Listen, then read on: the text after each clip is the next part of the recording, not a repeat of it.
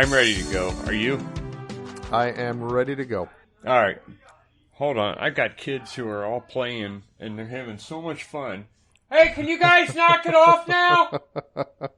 You know what? I can't. I don't know if your recording can hear them, but I can't really hear them. Yeah, my recording picks up a little bit of it. Oh, okay. And I don't even know if that would be a bad thing, but yeah. Okay. Hey, folks. Welcome to a podcast about Catholic things. This is Eric, the ambassador of common sense, and I'm here with... Dan, the ambassador of nonsense. Hello, everyone. Oh, my gosh. We're going to have to pause for a second. I got Vicky on the other line. Hold on 1 second. Alrighty. Hey. I am here. Yeah, she's like, she's at work. She's like, Gus just texted me and said that he's locked outside. Of your house or of his house? Of my house, because Sam and him are fooling around and Sam locked him outside. Oh. I don't know what they're fighting over. He's saying he's not allowed in until he shows me his phone. So I said, well, just whatever you guys are doing, do it quietly. Oh, well. Yep. Okay, so today we're talking about the end times. Yep. And I guess, I don't know how much research you did on this, but I should warn people, I am by no means an expert, and I have never taken any of the prophecies real seriously. Right. Because it's my nature it's my nature to second guess anyone who claims to have some kind of knowledge that the rest of us don't have. And experts spend their whole lives studying and poring over all the Bible verses that we do have, and some of the, the accepted visions of saints, and they're still no closer to knowing much about it any more than I am, really. Yeah, exactly. That's how I look at the whole thing. But yeah, there are some things we could say, and I'm thinking maybe, I guess we would start by saying where we are right now as a society and kind of put that into some kind of historical context. Mm-hmm. Which I'm not a history expert, but I do look into history a lot. I don't look into prophecies, but I do look into history. Mm-hmm. Right. Because I find it interesting. And I don't know, we still don't know who won the election. Or actually, we know who won. We still don't know who's going to end up officially being appointed. Elected by the electors. We know who should have won the states, but we don't know who's going to end up ruling this nation. But we do know that it's going to be that the result of that is going to be two entirely different things. If Trump gets in, we're going to have probably the continuation of America and maybe moving that America more into back into kind of a Christian society. Mm-hmm. And if Trump doesn't get in, we're going to have socialism, but I think that's going to get bad real fast. I don't think it's even going to be like Venezuela. I think it's going to be more like what's happening in places like France right now, where Christians are being attacked left and right and being beheaded right there in public. And the police apparently don't really want to do much to stop it. Is that happening in France now? Well, I know it's happening in the Middle East. No, those three people were attacked and one of them was beheaded. And okay. There were lots of churches that where fires were started last year during the Easter season, you remember. And they burnt down Notre Dame. Right. We don't know who burnt down Notre Dame yet. I mean, I don't think they're even looking into it. I don't think anyone cares. Notre Dame, how old is Notre Dame? That's like 600 or 700 years old, isn't it? Yeah, well... It's burned down, and nobody even talks about it anymore. Yeah, it's almost 1,000 years old, built in 1163 initially. For people in America, it's a very scary time because a couple hundred years ago, these guys got together and started this society that grew into a culture that, I mean, real quickly became a world power. And then I would argue one of the greatest societies that ever existed. And primarily what it did was it gave good people the chance to do good. That's why America is so great. Absolutely. That's, that's something I have, that's, that's a good way of putting it. I have trouble trying to get across to some people what is truly exceptional about America, within the modern world. And it's exactly that. And that's true like no other nation. Yeah, because it limits the damage that bad people can do. And especially the damage that bad people can do through bad governance. Right. It limits the limits that government can place on the good actions of good people. Right. And we're seeing right now bad governance impose these. Well, some of it's serious. Some of it's, crushing businesses and dreams and people's livelihood. And I mean, that's one of the sins that cry to heaven. Yeah. To stop people from being able to support themselves. But aside from that, it's just silly crap. You got to stay 6 feet from each other. You got to wear masks. You got to no Thanksgiving. Yeah. Like anybody's going to follow that. But, that's the other thing. I mean, they come up with these ridiculous things that, people in large measure are going to ignore, and rightfully so. But there's a more kind of insidious aspect to it as well, which is that it will undermine, and I think already is undermining, the respect people have for legitimate rulership and governance. Yeah. And that's going to come back to play. But I honestly think that actually doesn't matter to the broad plan that liberals have in mind for the world and for the United States, because I think that the rule of law is not a significant thing in the mind of a liberal. A liberal doesn't, a conservative has this concept of very few laws, but they're foundational, and you respect the law as the law itself. I think liberals' ideas is that you have many, many, many laws, and you just keep changing them for every situation, and you don't have to have any kind of reverence or respect for the law itself. You just go along for the expediency that it's easier to go along with the machine, with the bureaucracy, to just, stand in line, punch your ticket, go there, do this, keep your distance, wear your mask, and so forth. I think that's very specific things that they want to accomplish. They just do it because it doesn't matter what kind of what kind of circumstances set up obstructions to that. They can be overcome by just telling people, you have to do this, and you're going to go to a work camp or be put to death if you don't do it. And people do it because they don't want to be punished. Okay, so let me back up a minute here, because I've been kind of reviewing in my mind our conversation so far, and I think people may feel like they're coming into the middle of something. Let's tell people what we're talking about. So this is about the question, should we suspect that we're in end times when we look at everything that's going on? And it's not just what's going on in our country and the direction that we might be going politically and in terms of liberty and government and so forth. Right. But look at things like the church. We have what is it's certainly unprecedented. It's hard to say it, but we've got a apostate pope with nearly it seems like most of the bishops are going along with him. Right. That it's rare to find a bishop standing up and saying the truth.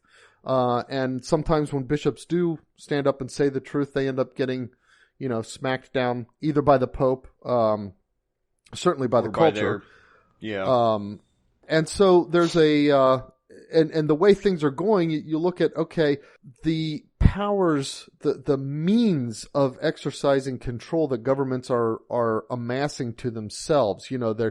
They enlist the, extreme, almost impenetrable bureaucracies, so that even if somebody wants to correct a injustice that's being caused him by the system, he'll never be able to accomplish it because he's got to navigate a labyrinth of rules and forms and so forth, just to be able to get attention on the right detail. So, right. You've got this bureaucracy in the sense of not in the, we think we use the word bureaucracy and we just mean it to mean any kind of large behemoth organization with a lot of internal rules and cogs and so forth. But the more, it's more like a bureaucracy,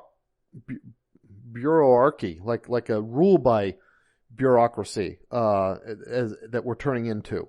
Because they do generally make the rules, and the most Americans think of rulers as the people we elect, and these people weren't elected; they were appointed, and they pretty much run everything.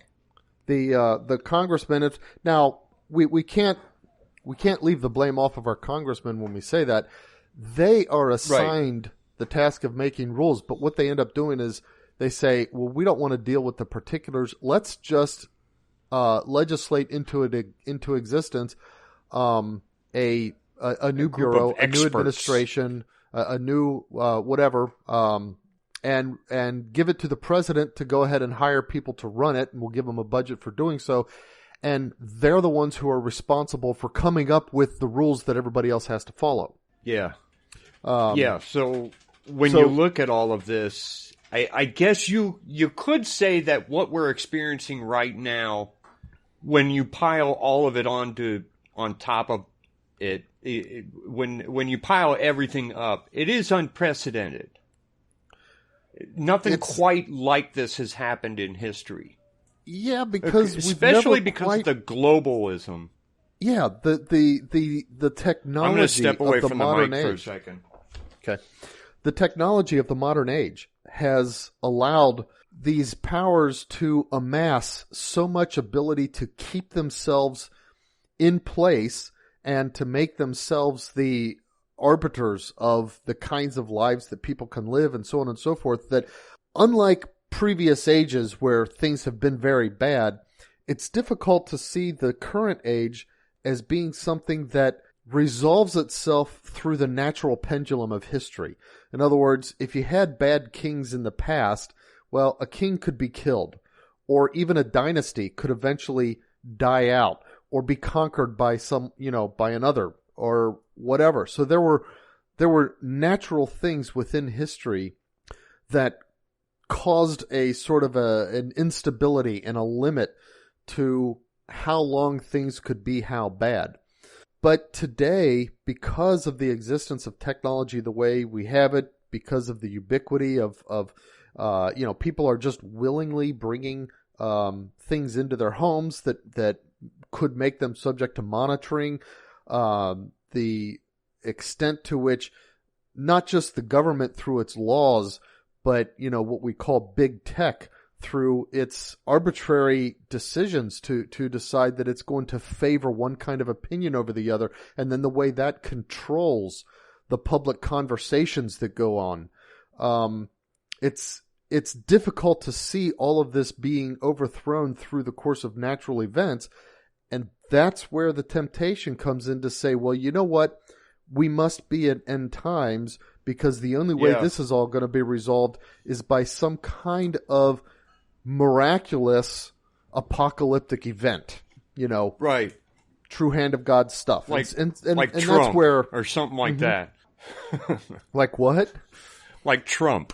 Oh, like Trump. Well, he could be that, but not. Yeah, even that was it is kind of surprising that he accomplished, what he did, but it kind of seems almost miraculous. Okay. So the question is, should we suspect that we're in end times? Should we give into that temptation? And then I'd like to discuss a little bit about, if we are in end times, what would we expect to see? If we're not in end times, what could we maybe see instead? Right. Part of this discussion, I'm just going to say on the outset, I still don't think Trump has been beaten, and I still think he's going to be in office. But I'm still because hopeful. I hear people talking, and they talk as if we've already lost, and we haven't lost. No. But we're losing some battles. I mean, it's absolutely shameful. The two canvassers in Detroit that were holding out, basically these BLM racist, Marxist, anti-Americans called them out by name and said where they live and where their kids go to school, and said, you're being racist, and that's why you're holding out on certifying the vote in Detroit. I mean, that, basic, intimidation tactics. We're gonna sick people after your family for holding out on this, even though you know that there's irregularities and you want those resolved. You can't have that because you're standing in the way of accomplishing a racial outcome that we want. So you've got these racists who are accusing the guys who were trying to do the right thing, and actually there were two women who were trying to do the right thing, and throwing their kids to the wolves in order to get them to buckle, which they did, and they went ahead and agreed to certify the vote in Wayne County, Detroit.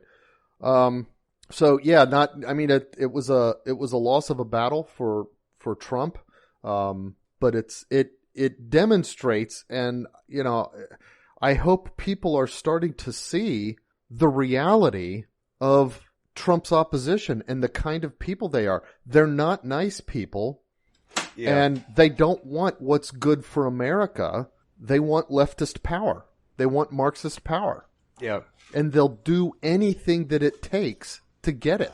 The kind of people who pulled this stunt are also the kind of people who would tamper with an election. What else is becoming apparent is their plans for afterwards, once they have that power. Yeah. And I think the governors are demonstrating that right now by canceling our holidays. Yeah. And if the holidays are canceled, I can guarantee you church is going to be canceled. Yep. Like anybody's going to listen. Well, the bishops will listen and the priests will listen, but the people won't. Well, everybody's listening. I go to church. I go to the store and everybody's wearing a mask. I know, but do you know anybody who's canceled Christmas plans? No, but these are the kinds of secret things that we can do and get away with. Now, if you've got a neighbor who's nosy and is going to report everything, you would tend to, I don't know, be more careful maybe. I don't know. Yeah, I still don't wear a mask. And in Virginia, we hear now they're saying you got to wear a mask in your house if you have visitors over. So we went from, the disgusting LGBTQPZ movement, which brought us the line, the government has no business being in our bedrooms. Mm-hmm. And those very same people are now trying to push the government into our living rooms and kitchens. Yeah. And they say whatever happens in the living room happens in the bedroom. Yeah, I guess.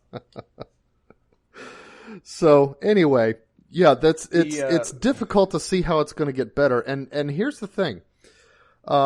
Let's talk about the first scenario. Let's assume this is really some kind of end times thing.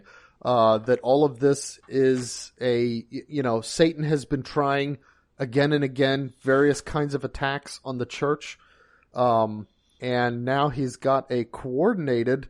The church is in bed with the state, not ruled by not ruling the state, not in charge of the state. The Pope doesn't influence the king. They don't have like this direct power struggle. Instead, the church operates at the part of the pleasure state, yeah. of the state, as almost a servant of the state. And so now the state, and Satan's got the state in his pocket through growing Marxism. He's got an apostate pope and a whole bunch of bishops who are not used to the idea of, waking up each day knowing that, they could lose their life that day just because they're a Catholic bishop, and they're unwilling to stand up even when it would be easy to stand up for the rights of the church and for the rights of the faithful and for the souls of the faithful. Well, that is where we are right now. That's where we are now. And so when you see that, you say, okay, this must be the final attack by Satan. Plus we've got homosexuality, we've got abortion widespread throughout the world. I've written an article before that abortion, homosexuality, and communism, those are the threefold, kind of a three-pronged attack of Satan on everything that God created humanity for. And so with all of this being done at the same time, it seems like, hey, this could really be it. Well, if it is really it, it's going to get a lot worse before it gets better. Yeah. If it is really it, we're going to see, for example, the United States having beheadings of Christians the same way you see them in the Middle East. Right. We're going to, it'll be, ISIS won't be, just a organization over there. It'll be a real presence in everybody's lives. If this is truly the end time, we better all pray hard that this is not truly the end times, even though, it's tempted to think, oh yeah, just kind of bring it. Let's bring it to a head and get it over with. And, like kind of, I guess like popping a pimple or something like that. Yeah. But, we are so soft. That's I'm sure the thing. Well, first of all, when you say things like that, okay, when you talk about the killing of Christians, you're not taken seriously anymore. And it's so frustrating because when we talked about, 20 years ago, when we talked about things happening that are now happening, we weren't taken seriously. Yeah. When we said people are going to behave like this, and people say, you're an idiot, you don't know what you're talking about. Well, they are. Yeah, here we are. We're being told men are women and women are men, and you can't tell man that he's a man, and just stupid, idiotic things. Moronic. But also more serious things, like you can't go to church this Sunday.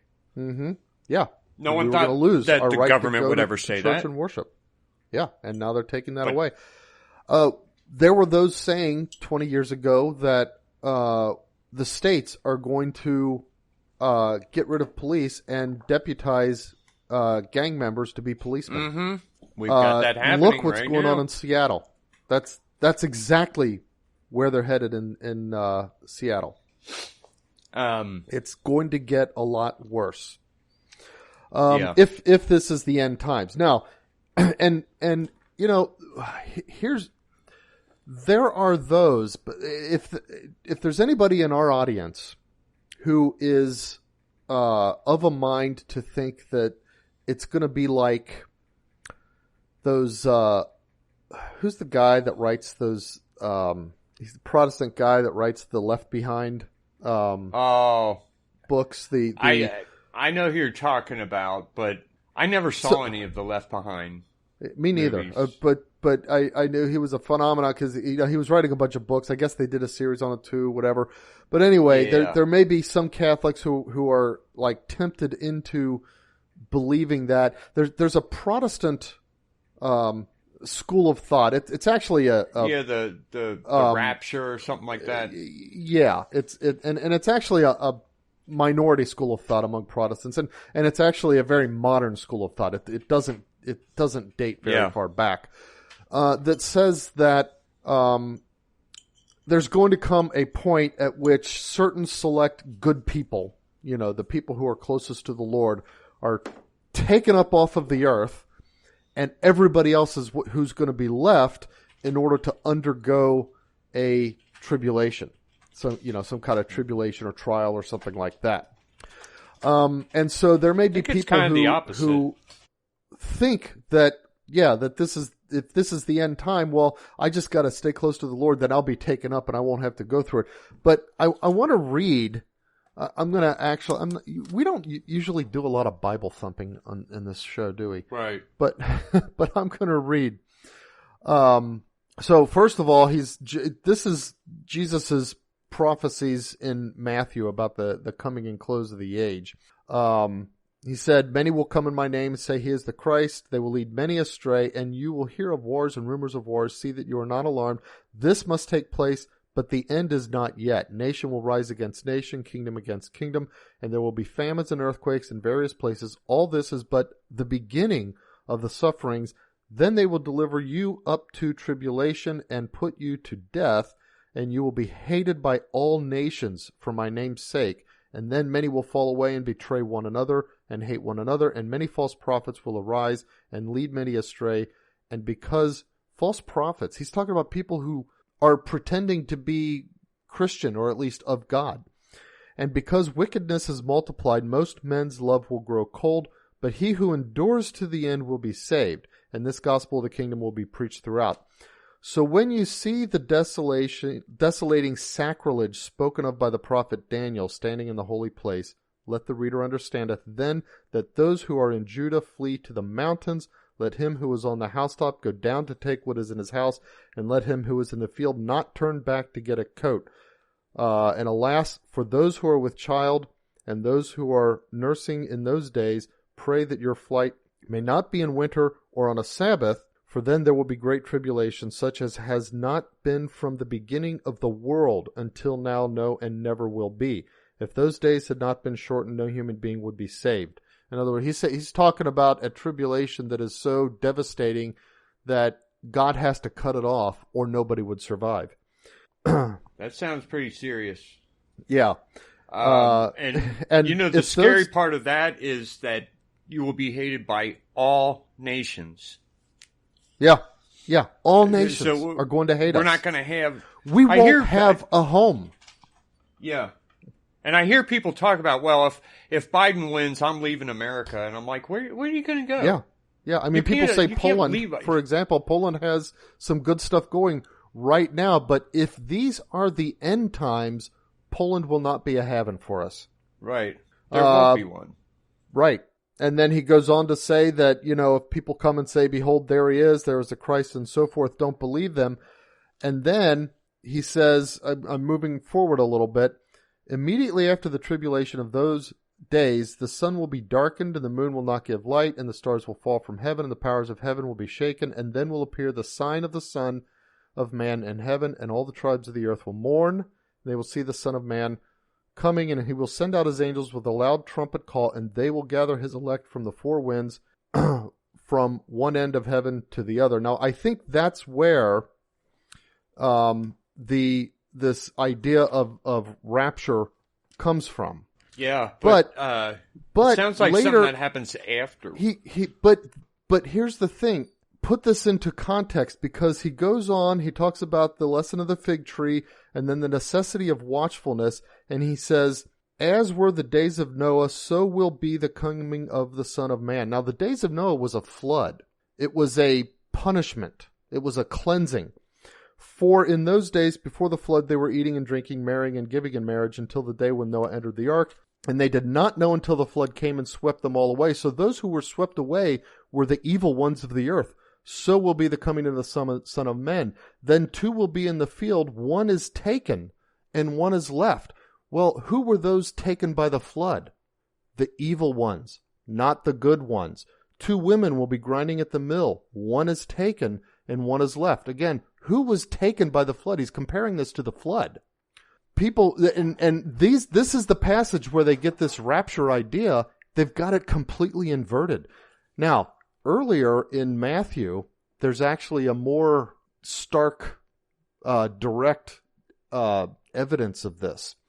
In the parable, what they call the parable of the weeds, where the farmer has his weeds and a servant comes in and says, hey, an enemy has sown weeds among our wheat. Should we go pull them up? And Jesus says, nope, let them all grow together, for you might accidentally pull some of the weeds up. Then at the end, when everything is grown, I'll send out the harvesters to first pull the weeds up and they'll bundle them and throw them into the fire to burn, and then they'll gather the wheat into the barn. Then Jesus actually explains this parable. He doesn't explain all his parables, but he goes into some amount of detail on this one. He says, "He who sows the good seed is the Son of Man, the field is the world, and the good seed means the sons of the kingdom. The weeds are the sons of the evil one, and the enemy who sowed them is the devil. The harvest is the close of the age, and the reapers are angels. Just as the weeds are gathered and burned with fire, so will it be at the close of the age. The Son of Man will send his angels, and they will gather out of his kingdom all causes of sin and all evildoers, and throw them into the furnace of fire, where there will be weeping and gnashing of teeth. Then the righteous will shine like the sun in the kingdom of the Father." Jesus explains right there that the angels are going to gather the wicked out of the earth first. It will seem like there is nowhere to go for those who are faithful. And then, when it's the end of the age, the angels will come, and that's going to be the end of the tribulations for the faithful, is the wicked are going to be gathered and thrown into the fire. Now, we don't know exactly what's going to happen after that. Is it going to be a sudden transformation of the physical world that we already have? Is that the new earth Jesus is talking about? Or are we first all going to die? I think we are all going to die. I think everybody's eventually going to die first, but the death may be an immediate death and rebirth into a new transformed world. I don't know. We don't really know how that's going to work. But we have clues in several places that things are going to get very bad, and there's not going to be any kind of rapture event where the just are taken out of the world in order to avoid the tribulation that, Jesus speaks of here. Right. In fact, before that happens, it's the evil ones who are going to be taken out of the world. So that's the point that I want to make, guys, is that if these are the end times, you can expect things to get very bad, and you're not going to get relief through some kind of rapture. Yeah. That's how it's going to go. Let's say that these are the end times. This would be the beginning of the end times. Yeah. We're just getting started. All of the good people, the few good people who were kind of holding back the forces of evil, are defeated, and people like Donald Trump he's not going to be able to stop it, and people like the Pope have turned around and gone with the evil ones instead of trying to hold them back. I mean, he's gone with the communists, and so what do you do? Well, okay, if it's in that case, let's again, we can turn to the gospel, and Jesus has several parables about the coming of the Son of Man, and they all, including the ones that I just read from, include at least the description of the tribulations. He goes on to insist on the importance of watchfulness, and that's what they all involve, is watchfulness. And when we say watchfulness, when he said watchfulness, it was clear he meant watchfulness over your heart and your soul. Make sure that you belong to God always. Right? Because if you're not just watching for something to happen, you're it's not like watchfulness guarding in the yourself. sense, hey, see, I told you it was coming. I told you. That's not what he means. He said it's going to be like a thief in the night. The watchfulness because you're going to be tempted. Keep your oil skins full, or your oil lamps, or whatever. Have extra oil for your oil lamps. Keep looking for ways to pour grace into your soul. Right. That's going to be your guard against the darkness. Fasting, prayer, and almsgiving. If you fail, almsgiving, charity. If you fail, get to confession. Yeah. Be ready to die, always. Always be ready to die. What's the memento mori? Huh? Memento mori. It's the it should be your motto at all times. It means remember death. Memento mori. Keep death in mind always. Okay. Yeah, act like you're in a foxhole. Yeah. Yeah, that's right. I mean, this is it. This is the battle. That mortar shell could come at any time. So keep yourself prepared. And he kind of goes back and forth because sometimes it's like, okay, there's going to be this tribulation and everybody's going to know because all these signs are going to be there. And then he then says again, people aren't going to see the signs. The signs will be there, but nobody's going to see them. Yeah. That doesn't just mean evil people. That means us too. We're not going to see everything until after it happens. Right. And I think that's what he, you've mentioned before how I think it was Fulton J. Sheen. Sheen, yeah. Bishop Sheen has said that prophecies are always given for the benefit of those who come after the fulfillment of the prophecy. Yeah. Even the Old Testament prophecies, the messianic prophecies, and the salvific prophecies that Jesus on the road to Emmaus was explaining to the two, and relating all of those Old Testament prophecies to him to show how this Jesus had fulfilled them. And we could assume that they had heard all those prophecies before. Yeah. It's not like they were,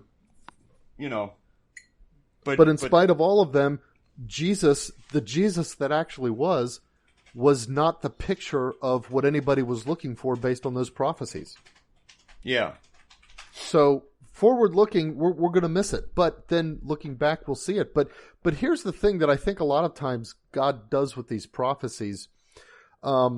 He sets it up. It's like, okay, people are going to go a certain way, and they're going to be hard in their hearts. They're going to reject God. They're going to do whatever they're going to do.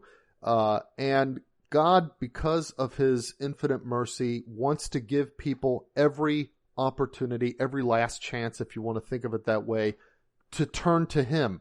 And so he not only gives them signs to point them in the way that they should go, he even tells them ahead of time, I'm going to give you these signs, and they mean you should go this way. Yeah. But knowing, because he does not interfere in our free will, that they're still going to reject him. They're going to ignore the signs or reject the signs or whatever. But it's like, so that in the end, there's no part of any of the eschaton, is it eschaton or eschaton? I always said eschaton, but I hear people using the eschatology or eschatological I don't know. events. The death, judgment, heaven, and hell. There's no part of that anybody's going to be able to say God was not completely just and completely merciful in how things played out. And completely honest. So, the goal is don't try to interpret the signs so that you know when you should turn to God. That's not what they're for. That's not what the prophecies are for. Turn to God now. The point of the prophecies is things are going to happen, and that doesn't mean it's the end yet. They're going to get worse, and that doesn't mean it's the end yet. And people are going to say, there's the Messiah.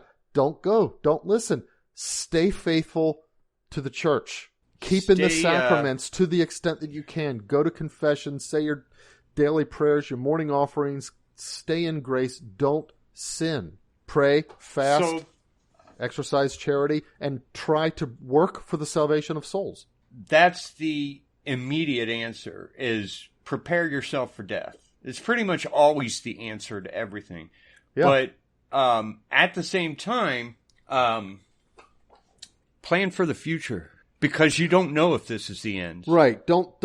It's memento mori. Remember death, but don't assume death. Right. Prepare to be ready for this to be the end, but don't assume it's going to be. Right. Jesus would say because that's just as foolish. You should go ahead and finish going to school and learn a trade and enhance your career and build a family and bring your family to God. Right. Don't say, we're in the end times, I'm not going to start a family. People did that in the 60s. Yeah. All these old people right now who are dying without kids, and they're lonely and they're miserable. Because in the 60s, they said, I'm not going to bring a kid into this world. Yeah. Now, they were thinking something. Most of the people were thinking that. We're thinking, we're developing, nuclear arms. It's going to turn into a wasteland from a nuclear war and stuff like that.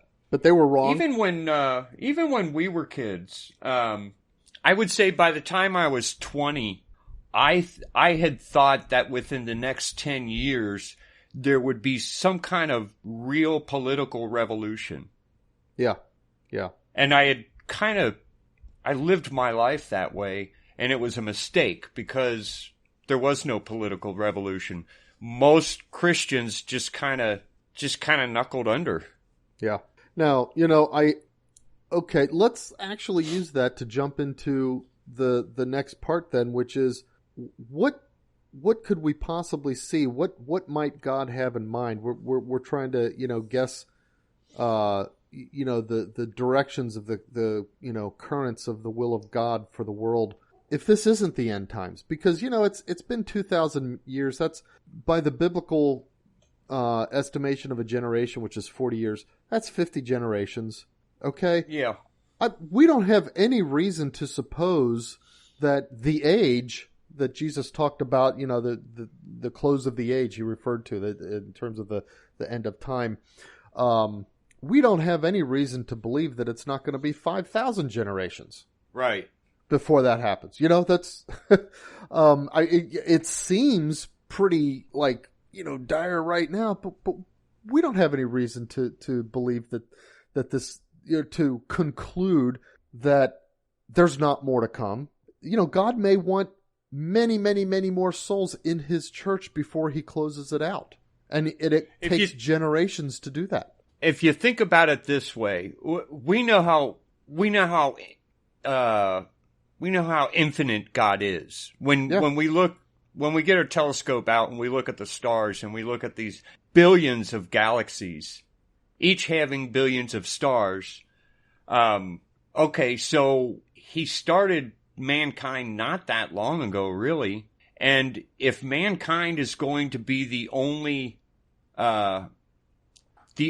creature with free will the way man has it, if we're the pinnacle of his creation, I don't think he's just going to close the door after a few thousand years and say, all right, that's it. That's all that'll ever be. Now we'll just live forever, for all eternity. No ending of time, and it doesn't seem like enough people. Right. Yeah, exactly. That's he may intend us to, reach the stars, so to speak. Fill the world, and might fill the universe. Be more like fill the universe, yeah, or at least fill the galaxy. But at least the galaxy. So yeah, there's lots of long-term prospects for what God might have in mind for the human race before he decides to close the age. So in terms, but that's not to say he's going to step back and say, all right, it's hands off. You guys just keep multiplying and keep fighting your little wars. He still comes down and helps us. No, everything he's still part of the equation. Happens within his providence for the good of those who trust in him. Everything that happens, and if it, we're almost 8 billion now in the world. If we expand into the galaxy, and we become, instead of 8 billion, we become a race of, trillions, 8 billion trillion. He's still going to have a hand in everything that happens in every single person's life, working his providence for the good of those who trust in him. That won't change. And of course, he's infinite. It's not like there's It's not like he can only handle so many. Yeah, it's not like there's a point at which he's going to be, oh wait, I can't figure this equation out. There's too many variables or something like that. God doesn't work that way. Right. So in terms of, the coming events, here's the thing. If we assume that this is not the end times, I feel like there's basically one of three ways we're going to go. There's two are good and two are bad. Are you talking in terms of just America or worldwide? Worldwide, over the next, worldwide over the next, say, 30 years. Okay. So one way that I can see it is what everybody's hoping for, that we actually have, because it really does feel, in a way that it didn't quite feel, even when say Clinton got elected, as tragic as that was. It really does feel like we're kind of in a sort of watershed moment right now. The water can run either way, but it feels definitely like some kind of watershed. So on the one hand, the water could run the way we would want it to, and it could go that in this election, Trump prevails, gets back into the White House. Somehow the reactions against that, which we know will be violent, right, prompt people to wake up and realize what's been going on, and the good people of the United States start defending their freedoms the way that they were meant to. Right. And that this ignites a fire around the world, so to speak. That's one and possibility. Even in the church, it could be that a few good bishops awaken. Many bad bishops end up, going whatever way they're going to go. Something, who knows what's going to happen to them? And then it could be that by some miracle, the next papacy, whichever pope follows Francis, is going to be a really good pope. I would, to comment on that possibility. Mm-hmm. It seems slim, doesn't it? It does, but it's kind of, it follows a pattern of God's will. It seems like things get really bad, and then when everything seems almost impossible, when everything does seem impossible, then God says, okay, I can just do this. And then introduce a certain saint who changes the way the world thinks. Yeah. Or something like that. And that's right. That's always a possibility. There's precedence for thinking that could happen.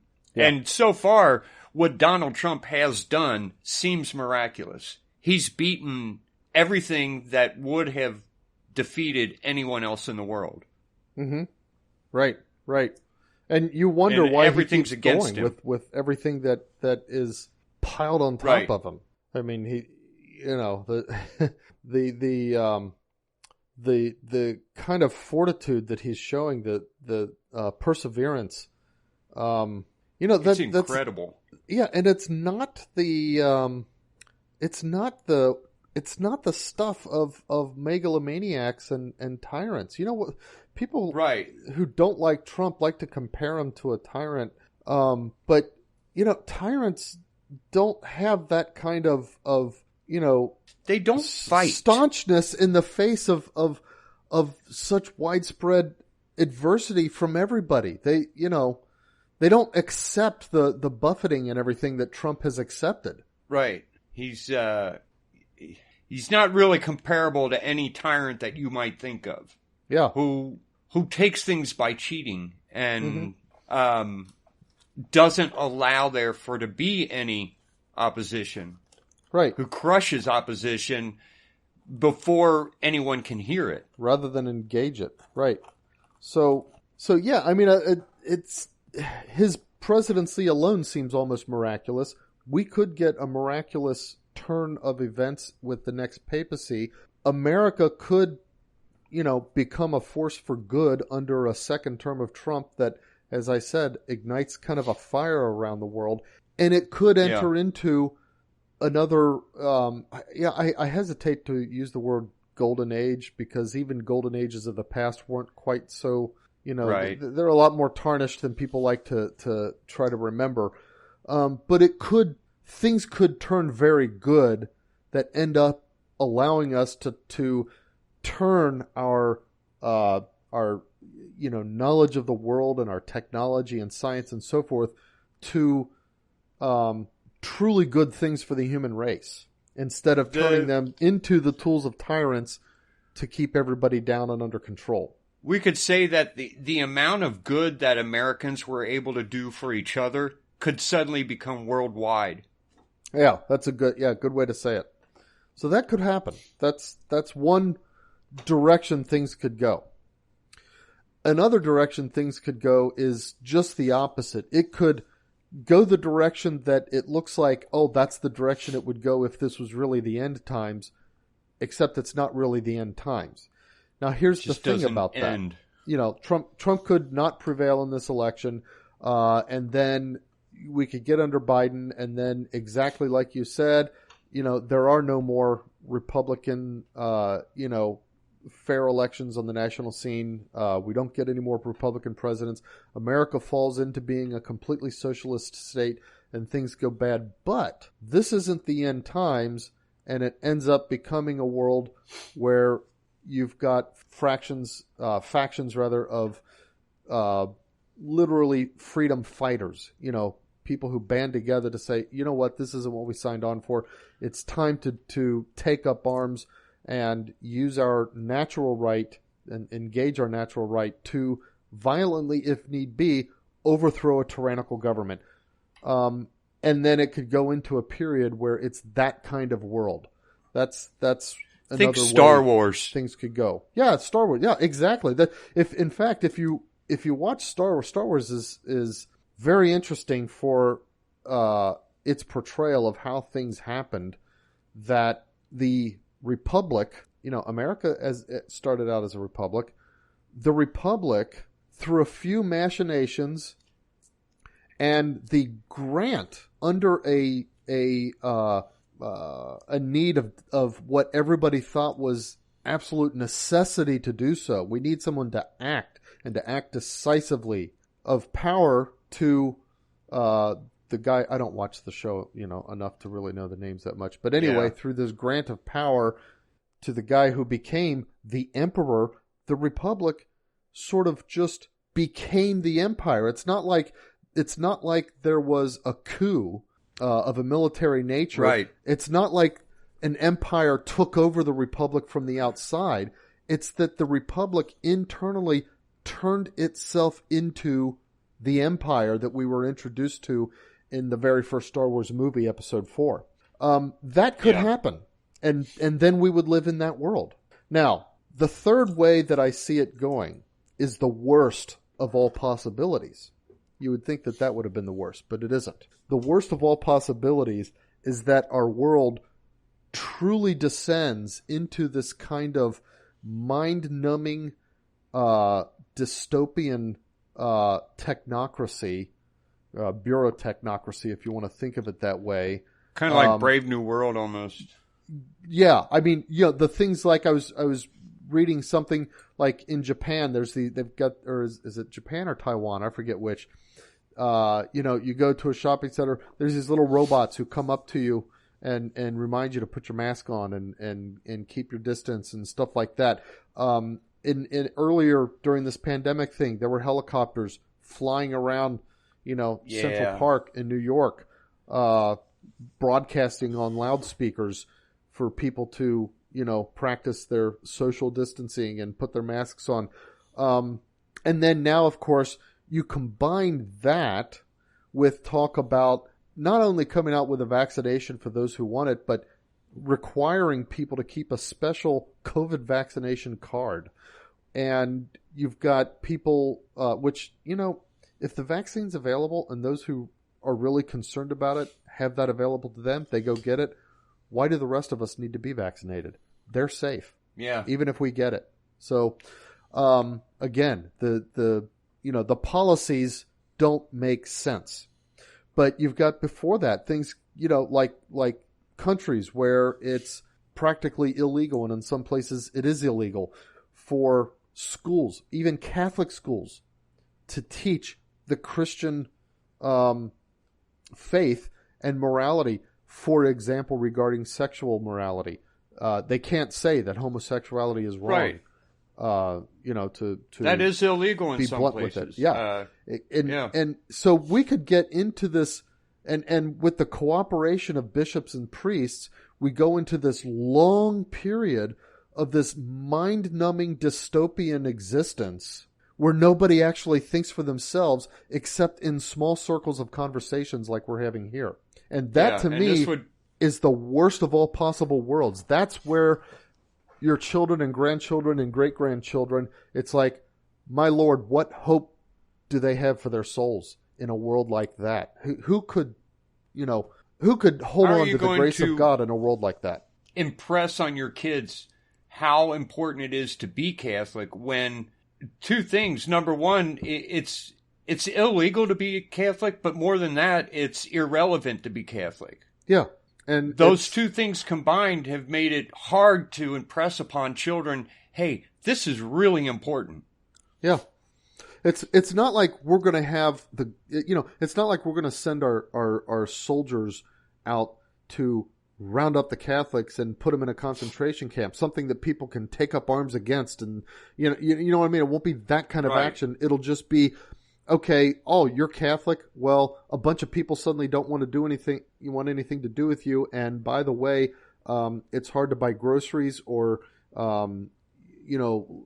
make use of online services. And so it's easier to just keep your mouth shut about it, and maybe you keep your conversations private and don't actually spread the faith. And by the way, what is the faith? Because there was no one there to spread it to me. It's that kind of of an existence. And so you say, well, gee, we can't live like this. We've got to change it. We've got to overthrow what? There's nothing. You're going to overthrow just the way the world works, because that's what it'll be if it goes down this third and worst case path that I'm talking about. If Trump does not make it into the White House, the number one thing that he did, probably the most important thing that he did, was that he showed us that we're not alone, that there are others out there like us, that are for some reason or another scared, to be shown in public. And maybe that's not all that great if they're still scared and they're still not going to be shown in public. But maybe he loses, because during his administration, you've got things like the behemoth YouTube and Google. Okay, well, you've got alternative search engines going up. You've got Rumble. You've got Parler. The people who were less likely to speak out as much have a place where they can go and speak out, and they might be engaged in a discussion or a debate or even an argument, but they're not going to be silenced. They're not going to, meet this cancel culture. So maybe the importance of these other kinds of services, these alternatives to big tech, isn't that, oh, okay, now I can go to a place where I can be with fellow conservatives. That was never the point anyway of, say, Parler or whatever. The point was, I can go somewhere where I can say whatever I want. My account's not going to be disabled or my followers taken away from me because of what I said, which is what Twitter does. So maybe these things will serve a different purpose in a evolving game where it allows people to see how many other people like them there are, and it allows people to be emboldened and to say, wait a minute, no, we're not going to stand for this. Yeah, Trump lost maybe this election, but maybe he will have touched off a firestorm where people are simply bold enough to say, I'm not going to be silent anymore. Well, I don't know. I think at most it might give people a way to network, but yeah, but the importance of the networking is knowing how alone you're not. Yeah, possibly. That in my scenario, I think the importance of knowing you're not alone is knowing that all these things that we think aren't idiotic. Yeah, and so I'm a little bit less.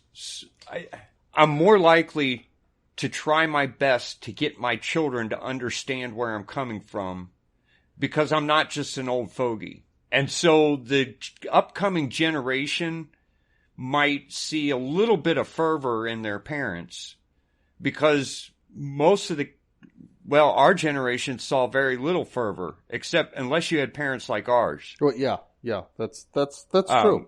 That's true. Most my friends in school joked about how crazy our parents were. Right. Our parents' generation, our parents themselves being a notable exception, but our parents' generation were really kind of the generation to sell out to the god of convenience. Right. And maybe part of the point, again, God's providential plan for all this is that our generation will end up not doing that at least as much as our parents' generation did. And maybe our kids' generation will do it even less so. Yeah. But like I said, I see if Trump does not win this election, I can see as a very real possibility the descent into that dystopian hell that I described, which is like even, more of a sellout than our parents' generation was. Right. Well, okay. You've given us 3 scenarios there that aren't the end of the world. And we come back to the same question. What do we do? And by the way, to make it clear, all 3 of these scenarios, if it's not the end of the world, all 3 of these scenarios are things that are only going to apply for the next couple of generations. Something will change 2-3 generations down the road, no matter what. Okay, there's nothing lasts. The world is, if you could look at history with, take all of the world history, including the next 500 years, the next 5,000 years, and if you could view world history and kind of see it kind of depicted within the time span of, say 10 years, and just kind of sit there and watch it for 10 years. It would be like a constantly roiling sea, like a stormy sea, or like a bubble, like a full boil pot where everything's bubbling and always changing and turning over and stuff like that. So unless it's the end times, whatever happens now is going to be different 3 generations from now. Yeah, but the answer is still the same. Yeah, for the most part. First your oil flasks. Do plan for whatever comes 10 years from now, and try to foresee that and make your stamp on that and make it count. Pray, be watchful, be mindful of death, fast, and do everything you can to impress on your kids that they should be doing the same thing. Yeah. You work for the salvation of souls. Your children's first. Well, your own first, and then your children's. Yeah, I guess that's another part of our parents' generation, is when they gave them up to the schools and said, "Oh, the kids will teach religion, or the schools will teach religion. I don't have to." Right. And when they stopped teaching, they also kind of stopped living by example, or living an example to their kids. Oh, I am so guilty of that. I am too. Things like, I don't know, I bet at least 50 times within my life of raising my kids, we've started, habits of nightly prayers. They didn't keep up. Yeah. And honestly, I don't know how to make that work within life. When I look back at, the reasons they didn't keep up, it's like, I don't want to be cutting excuses for myself, but it's like, I would have had to I guess the point is, it took me too long in my life as a parent to realize that you can't work these things into your life. Instead, you've got to work your life around these things. That's the advice I would give new parents. Yeah. Figure these things out and work your life around them. Decide what kind of parish you want to attend, and then move there, or move to a place where that's convenient, even if your job is a little bit less convenient, for example, See, when I look at the direction things are going, I get pretty scared, because it's like, wow, I dropped the ball on this. Mm-hmm. And then but here's the thing. Okay. We just talked about our parents and how they were not lazy. They didn't, they showed us an example, but Mom didn't teach me catechism. No. They sacrificed to send us all to Catholic schools. Okay, they sacrificed to send you. By the time I was in 9th grade, I was in public schools, and I dropped out of the 9th grade. Yeah, I know, but I'm talking about the grade school up through 8th grade. Yeah, okay. By high school, that's one of the things. I mean, as parents, we've got to realize that by the time your kid's in high school, a lot of what happens is determined by your kid's willfulness. You no longer have the ability to make it happen just because you're the parent. It feels like you should. Right. They're only 13, right? But Guess Right. what? 13-year-olds have wills, fully formed, developed wills of their own. And the only reason they're going to go with your plan is because they are willing to go with your plan, or at least less willing to go with your plan than to suffer some kind of, whatever kind of consequences. You got to realize that. Yeah. So the time that it really counts is those years, between the ages of 4 and 10, maybe. That's where it's, I think, most critical. And our parents did what they had to do to keep us in the Catholic schools, and except for the periods when, some of you, I was beyond, I was like almost out of high school before this started becoming a thing. But then, they got into the homeschooling and that kind of stuff. Yeah, they did homeschool the younger ones. I went to, I don't know. I guess what I'm trying to say is I didn't really learn any religion from, I don't remember learning much of anything in grade school other than you're Catholic and you should act Catholic. And there are plenty of other kids who went to the same school who aren't really Catholic anymore. So tell me this. And I want to know. There was a time in my life when I suddenly decided, oh, I'm Catholic, and I have to learn what that means. Oh, okay. And I was going to ask you if you had this kind of experience, because this is kind of what happened to me. I'm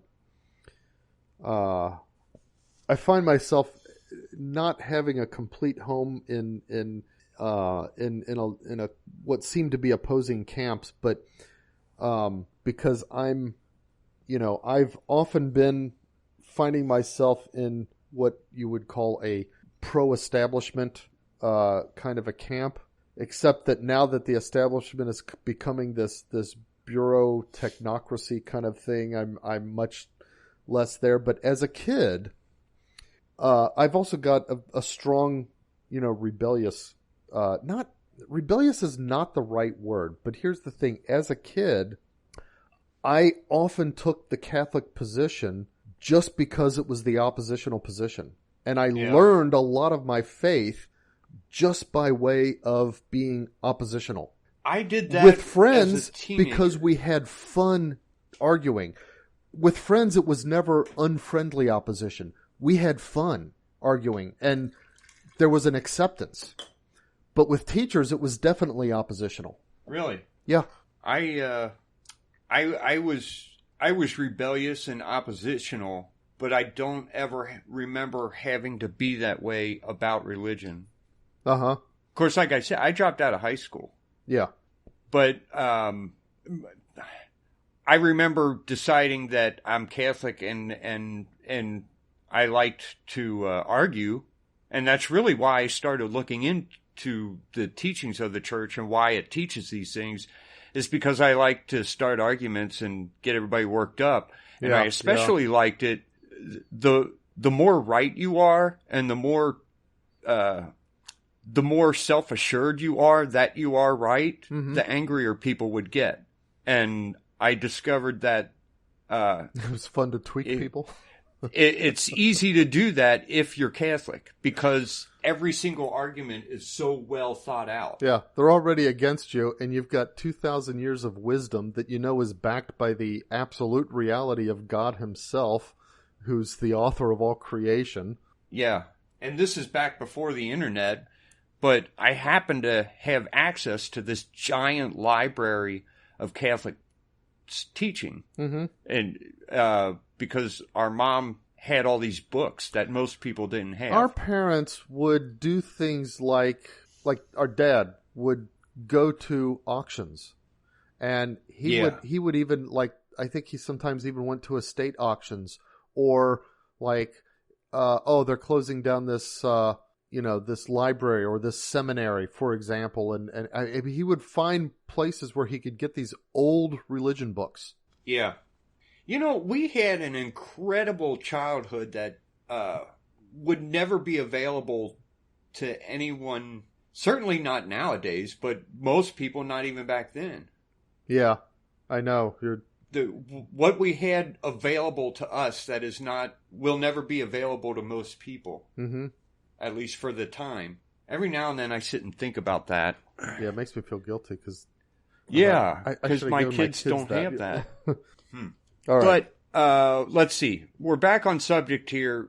The thing is to keep praying, keep fasting, be mindful of death, and I mean, I think one of the things we ought to be doing is forming relationships or some kind of network with like-minded people.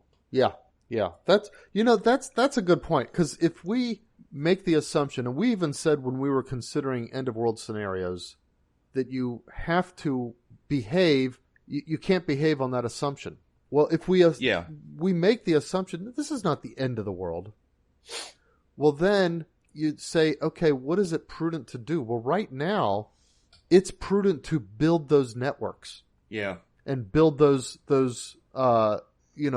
groups and ability to reach out to each other, so that if you do, have to go to one place or another, okay, I know who I can talk to and find out, where the good people are in this area. If I have to move to another city, I can find out where the right kind of masses are, for example, and stuff like that. Or if things turn really, really bad, like I was proposing with this dystopian evolution, okay, I know how I can keep in touch with my Catholic faith and how I can keep my children in touch with the faith, at least as long as they're able to be under my control, and continue to work for my and their salvation. And at the same time, again, it's like we talked about last week, even in that kind of world, you still look for the opportunities to evangelize. Right. We should have a show on how to meet other people who are like you and network that way, which would be difficult for both of us because neither of us is good at that. Right. And we both had the benefit of having a large family. Mm-hmm. And so, I mean, I know a bunch of people who are Christian, but they're all related to me. Yeah, exactly. That's true.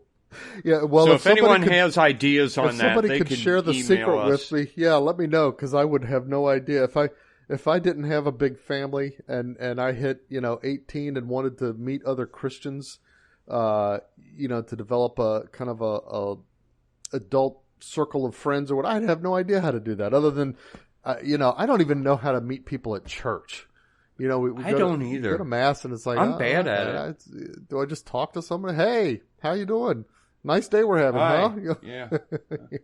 See you next Sunday. Come here often. And I see other people do it though sometimes. I don't know how to do that. If you ever learn the secret, please tell me. All right. It's almost an hour and a half. We ought to turn to some current events if there's any. Yeah. Okay. A few, but a lot of them, oh well. Okay, for example, we were talking about Poland. Okay. Several officers are injured in it's described as a far-right demonstration. And it just says thousands defied public gathering restrictions to participate in their Independence Day march. Now, what does thousands mean? 2,000 could be thousands. That's not huge. Yeah. The very next story is thousands of supporters of Trump protested in Washington, D.C. I heard it was well over 1 million. Close to 1 million. Yeah. I mean, it was like... So thousands... I think it interesting and kind of sad, but nonetheless, I think it actually rivaled the March for Life. Yeah. So when they say thousands... Well, that's part of what they're doing, and part of what we've been talking about is making you feel like there's not that many of you. You're alone. Yeah, but true. We know 72 million people voted for Trump. Right. We know those are real votes. Yeah, those 70 million people did not vote for Biden. Right. Those aren't real people. So I don't know. Some people voted for Biden, but yeah, some people, we know not as many as what the numbers say. Is what the numbers being reported. Right. there's all kinds of... The news is so depressing if you're rooting for Trump, and it's one story after another, and half of it is fake news. I mean, I saw one story. It was, I think, who reported this? Sky News, I think. I don't know. It was just another news page, but they said Donald Trump admits that he lost. Huh? In a Twitter post, he admits that Joe Biden won, yet he refuses to concede. But what he said is Joe Biden won because he cheated. That's what he said. That's not admitting someone won. The kind of idiotic Joe Biden stories didn't out win there are... yet anyway. Yeah. Anyway, yeah, it's like, okay. Another in this... When the news are willing to do that, you have to ignore whatever the news say, okay? Right. Also in the news, our Pope called Biden and congratulated him. Oh, that is so disgusting. I just hate to think of our Pope and Biden forming some kind of friendship, which they would. Pope... Yeah. St. John Paul II and Ronald Reagan kind of became friends. Both of them, I think, had a lot to do with the fall of Soviet communism. I could see I hate to say this, a very evil alliance developing between Pope Francis and Joe Biden. That would be so awful for Catholics for that to happen, and for everybody, in fact, in the United States and the world. Yeah. Anyway, is there any space news? Could we have some current events that aren't depressing? Well, SpaceX successfully launches Crew Dragon. Private launch to the space station, right? To the ISS, yeah. 3 astronauts, and I don't know too much about how Space Dragon is different than other craft, but it's a lot of it is reusable, and it comes down when it returns. It'll be a splashdown in the ocean. But this is the first crewed CREWED operational flight, and so I guess they're not. I think what's different about this one is that it is able to link up with the ISS instead of the ISS linking up to it. Oh, okay. Okay, so that's good. But isn't the real significance here is that this is a privately developed spaceflight? Manned spaceflight? That's only significant to me if Donald Trump wins. That's right. I don't think anything... You know what? That's true. That's true. So, but it is significant for this day and age. I mean, I'm thinking because this isn't the government. This is the touch-off. This is the Wright brothers of spaceflight. This is the touch-off that will become an industry. This is like Delta or any other. This is like Kitty Hawk, and eventually it's going to become a Delta. That there will be Deltas and Transams and so on. Transamerica. Not the car, but right. Transamerica doesn't even exist anymore. Anyway, Southwestern and so on and so forth. I can't even think of any other of space airlines. Flights. Delta's the only one I could think of. Cincinnati's a big hub of Delta, but yeah, there's South. Yeah. Actually, my favorite is Southwest. They have this. They're a lot more casual about things. So, for example, they don't have assigned seating. Instead, you have like your position in line to get on the plane. But then once you're on your plane, you just sit wherever you want. Mm-hmm. And at the end of one flight, we were running a little bit late, and the attendant, she was a woman with a, I'm not even sure what accent you would say, but she's talking about, if you're headed to this place, go there. If you're headed to this, they're trying to make sure people link up with their flights, or they know exactly where to go to get the next flight. And of course, it's all other Southwest airline flights, and she's going on and if you're going to here, do this, and if your flight is with another airline, we don't care.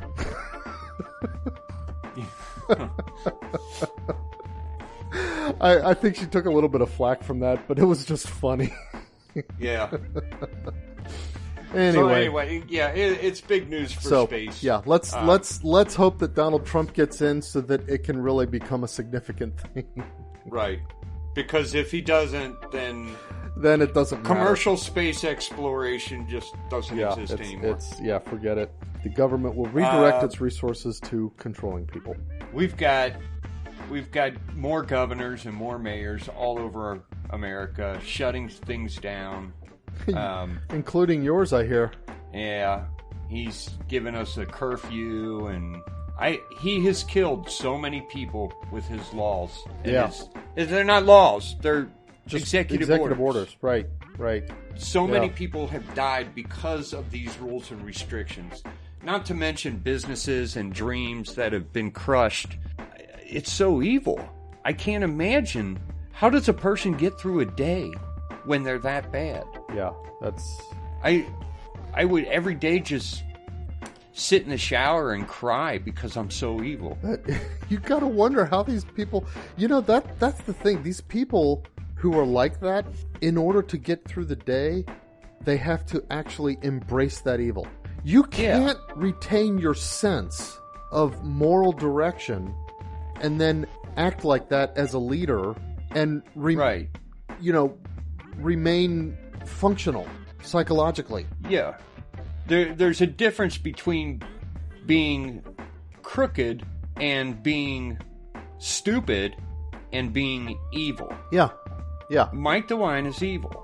And there's a lot of them out there right now. That's unfortunate. Yeah, there's a lot of, especially local, like governors and mayors of large cities who are, they really are.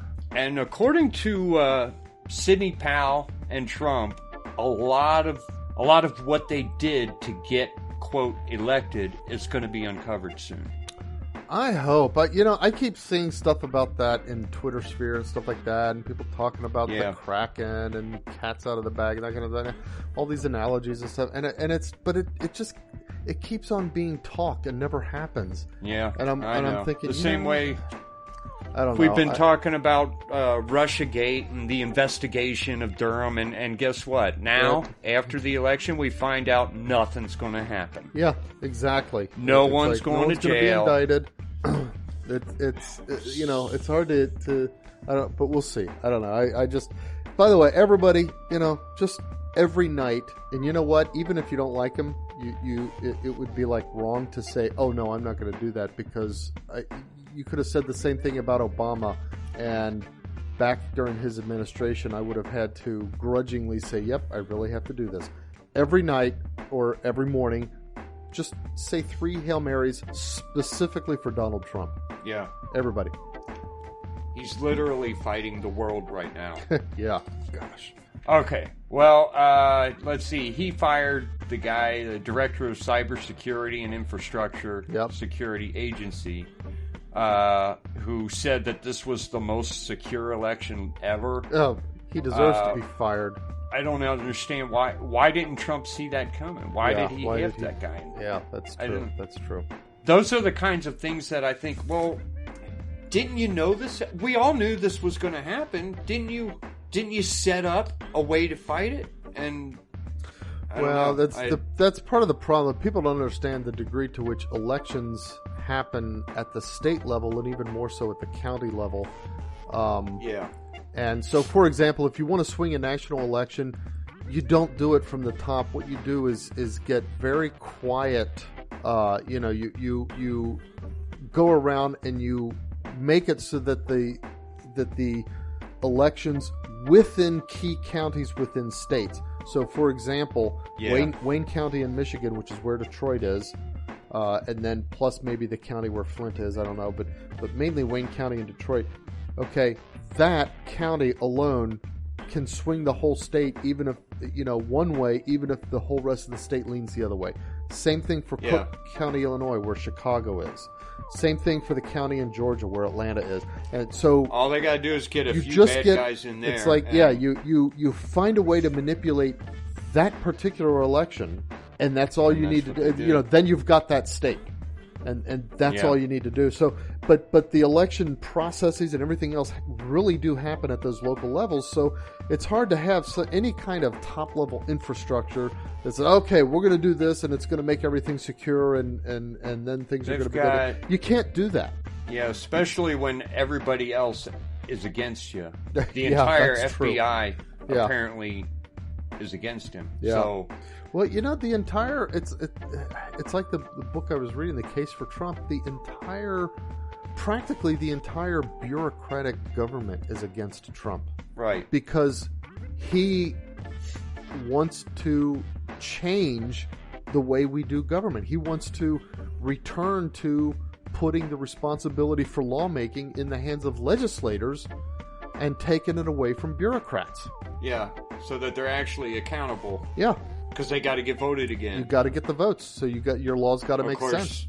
Of course, if you know how to steal the votes, then even then you're not accountable. So, this is Iran says that it will return to the Joint Comprehensive Plan of Action if President-elect Joe Biden lifts sanctions imposed by Donald Trump.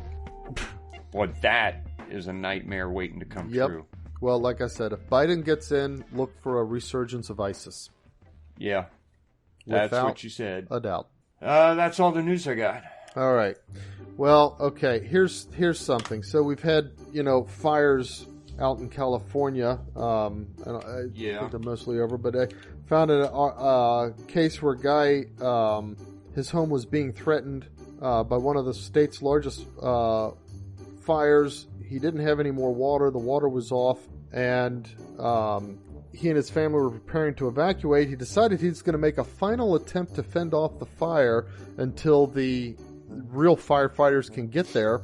And so he couldn't get the water to come out, and then he remembered he had a 30-pack of Bud Light. He started shaking the cans and squirting them at the fire. I don't know if it really made a difference, but he did save his home. The firemen eventually got there and started pushing the fire back. He did save his Actually, home. It wasn't his home, it was his shop. But, one part says home, another part says shop. So it worked. Yeah. Okay. So Budweiser saves the world. Okay. I make fun of Budweiser all the time and how it's not real beer and so on and so forth. But, But okay, thumbs up to Budweiser for being there. I thought you were gonna say he tried to urinate on it, and maybe burned himself, and ended up getting burned and killed himself or something. No, what an embarrassing way to die. Yeah, exactly. The forensics guys would have to try to figure out that one. That was that was the McKenzie brothers one. The what? The McKenzie brothers. Oh, yeah, for Strange Brew. He drank that beer and he's like, I know how to put the fire out. He was in that cauldron that was filling up with beer. By the way, I eventually did go and watch that, and I drank a couple of beers first, and I thought it was funny. I laughed the whole show. Yeah. But it's such a stupid show. It is a dumb show. The jokes are just stupid obvious. I can see it's exactly how you describe. Like you as a teenager, you watch it, it's hilarious, and then you'll go back to watch it later because you have the memory of laughing as a teenager, and it'll just be so stupid. But anyway, I finally did watch the whole thing. I think when you get to our age, for some reason, it's like you can accept the stupidity of a joke and still laugh at it. Yeah. There's a middle age where you can't do that. It's I guess there's a point. It's like you laugh at it because it's funny superficially, and then at some point it's like you laugh at it because you're laughing with the writers of where they're willing to go with stuff. Yeah, it's kind of that kind of a thing. Anyway, it's weird the way humor evolves in a person. So, all right, this is in the what can you expect in a country where you have to pay, have a license to watch TV category. Oh, London. British hair salon was informed by a job center that it could not run an advertisement recruiting a stylist because a word they used is discriminatory. Here's the ad wording. This is a busy, friendly, small salon, so only happy, friendly stylists need apply. The word objected to was happy. Really? Yes. So if you're depressed... She could not run a recruiting ad. She was not allowed to run a recruiting ad that discriminated against unhappy people. So, well, here's the question. Is this the newspaper and what they said, or is there some kind of law, do you think? Or it just says that was informed. Stupidity. It was the salon was informed by a job center that it couldn't run an advertisement. Okay. I don't know what the job center was, whether that was an official thing or whether it was like a I don't know, like Manpower in the United States. You got Manpower, like temp work, stuff like that. I don't know, job placement places. I don't know. It says it placed an ad for a part-time hairdresser, someone with 5 years, blah blah blah. Let's see. Yeah, it doesn't really describe the real full context of it. So it's weird how the further away the world gets from Christianity, the stupider they get. You know what? That's exactly true. Okay. This is in the, I don't know, dare I say it, dad category. Yeah. So, a Florida man, okay, this isn't quite dad because dad would have bought it, not just found dad. it. Yeah, dad. Okay. Our dad. So he found a downed light pole. He figured, well, okay, that's municipal trash. I can take ownership of it. Uh-huh. He strapped the light pole to the top of his car. This is one of those. This is one of those long metal light poles that with the metal one. Yeah, with the bolts at the one end that screw into the concrete base, and then had it been like the one we have knocked down. Apparently, like the one that's in our backyard. In Dad's backyard, we have one of those. We actually have two. Yeah. Well, one of them, but one of them in the backyard is the metal one. Isn't the other one one of the wooden, like telephone poles? No, we do have a wooden one, but we have two metal. Ones. Okay. So this was like one of those, and the guy's got it strapped on top of his what looks to be like a Toyota Camry, maybe. Huh. He was arrested. Would he drag it, or was he arrested for stealing? Well, public property. Or okay, what? So he strapped. He's been arrested on charges of grand theft. Pulled over Monday after a driver reported that it was a Camry. I was right, hauling a metal pole nearly double the length of his car. They said they had seen him tie the light pole to his car a few miles away on Interstate 4. Told him that the highway maintenance worker had reported the pole stolen. 71-year-old Lakeland man said he didn't realize it was illegal to remove broken utility light poles from the side of the road. So that's what he was doing. He was removing a broken pole from the side of the road. So it was a broken pole and somebody reported it stolen, and he was arrested. He thought he was just cleaning up. Guy. I know. Yeah, he thought he was doing some good. I'm going to get this junk out of the middle of the road. And I'll put up a nice light in my front yard or something. One time me and Dad, we worked together for a while, and we were planning on rebuilding the fence. Mm-hmm. And along the side of the road, a farmer had replaced a whole bunch of fencing. And he had these giant rolls of used fencing sitting there. And that's where we got our fencing. Huh. Well, there you go. It was there. We were like, well, I guess it's been there for a week. Yeah, so nobody's planning on using it.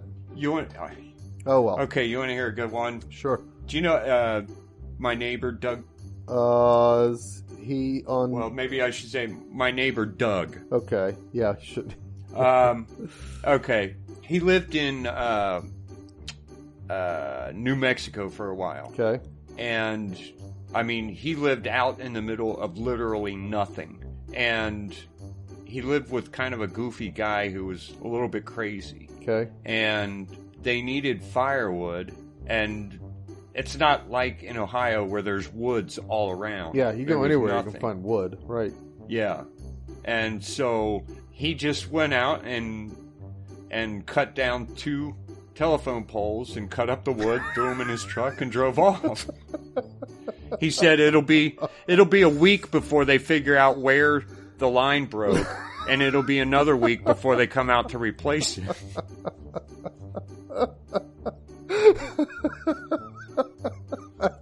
That takes some guts. Or just complete lack of...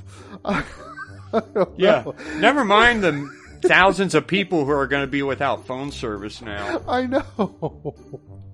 Somebody could be dying. Well, the thing is, in those poles, often I mean, I guess if it's out in the middle of nowhere, then the poles wouldn't have carried power lines, because out in the middle of nowhere, you would have the high tension lines, because it would be the higher voltage. But still, yeah.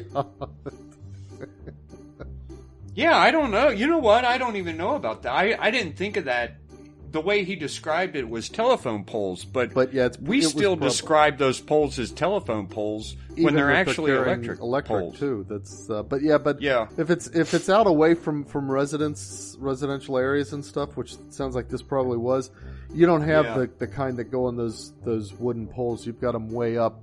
The very, very high voltage on the metal ones. So they probably were actually telephone poles. Yeah, I would imagine so. But still, it's like just I don't know. Still, what a whack job. Okay, my one final piece is, I guess, are we thinking that maybe there is some problem in Spike Lee's life? You know Spike Lee, the director? Yeah. Oh. I always thought he was kind of prejudiced. Well, he probably is. He did the movie about Malcolm X and the Black Klansman and a few other things.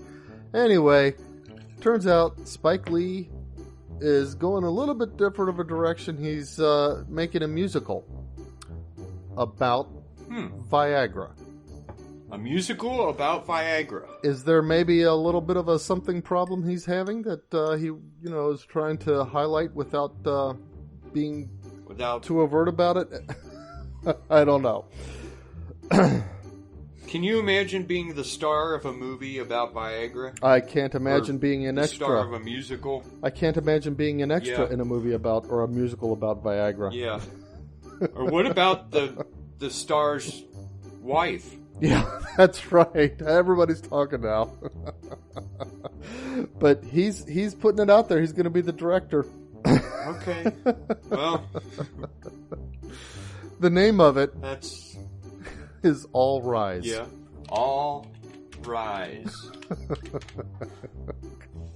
I'll probably watch it at some point. Yeah, if a production. I mean, I don't know if it's. They is this call going to be a movie or is it going to be It says he will direct the as-yet untitled film from a screenplay, so it must be a movie that he's doing, not a Broadway thing. He should have done it on Broadway first. Right. Then we could have all been waiting for it. It's... I don't know. That'll be something to gather a crowd and watch it out at camp someday or something. Yeah. Yeah, it'll be something to do. All right, that's all I got. Okay. Give me a second here. I thought of a response to that. Now I can't remember what it was. Viagra. Spike Lee music.